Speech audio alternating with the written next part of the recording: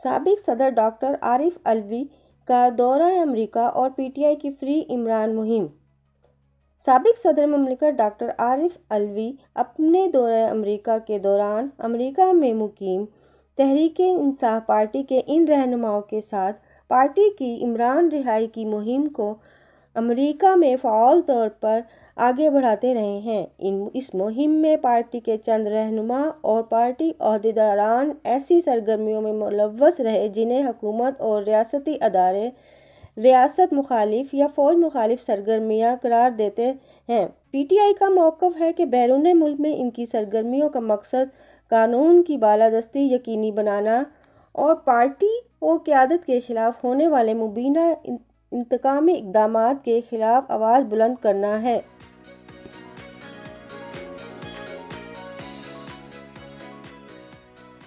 جنوبی وزیرستان میں تورا گولا کے علاقے میں فائرنگ سے ایک پولیس اہلکار شہید ہو گیا۔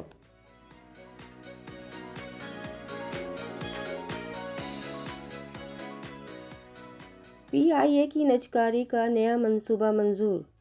نائب وزیر اعظم اور وزیر خارجہ سینیٹر محمد اسحاق ڈار کی زیر صدارت کابینہ کمیٹی برائے نجکاری کا اجلاس منگل کو یہاں منعقد ہوا۔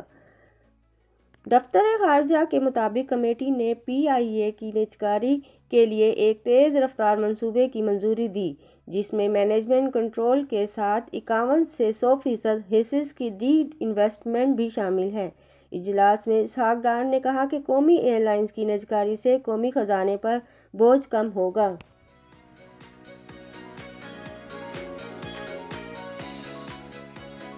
دادو میں گیس کے نئے ذخائر دریافت۔ سندھ کے علاقے دادو میں گیس کے نئے ذخائر دریافت ہو گئے۔ پاکستان اسٹاک ایکسچینج کو بھیجے گئے نوٹس میں بتایا گیا کہ پولینڈ کی oil and gas company P O G C اور Pakistan petroleum company P P L کے مشترکہ منصوبے نے سندھ کے ضلع دادو میں واقع اپنے کنویں رفت 1 سے ہائیڈرو کاربن دریافت ہونے کا اعلان کیا ہے۔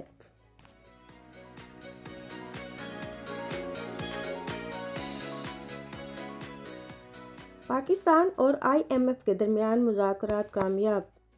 1.3 ارب ڈالرز قرض کے لیے پاکستان اور عالمی مالیاتی فنڈ آئی ایم ایف کے درمیان مذاکرات کامیاب ہو گئے۔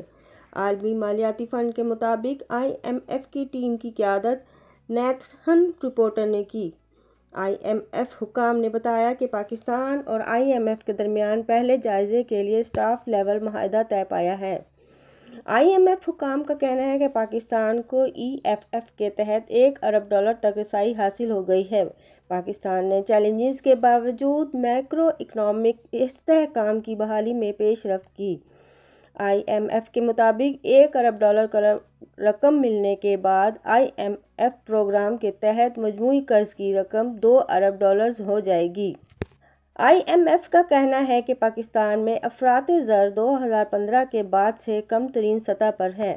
18 ماہ کے دوران پاکستان نے چیلنجز کے باوجود میکرو اکنامک استحکام کی بحالی میں پیش رفت کی۔ ترجمان کے مطابق پاکستان میں اقتصادی سرگرمیاں بتدریج بڑھنے کا امکان ہے۔ یہ بھی کہ پاکستان کو ماحولیات سے متعلق خطرات کا تاحال سامنا ہے۔ رپورٹ کے مطابق معاہدے کی حتمی منظوری آئی ایم ایف کا بورڈ دے گا۔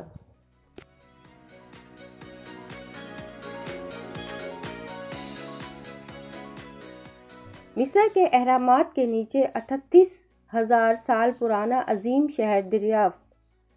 اٹلی کے سائنسدانوں نے دعویٰ کیا کہ گیزا کے خفرہ اہرام کے نیچے ایک عظیم زیر زمین شہر دریافت ہوا جو 38,000 سال پرانا ہے اور 4,500 سال پرانے اہرامات سے کہیں قدیم ہے۔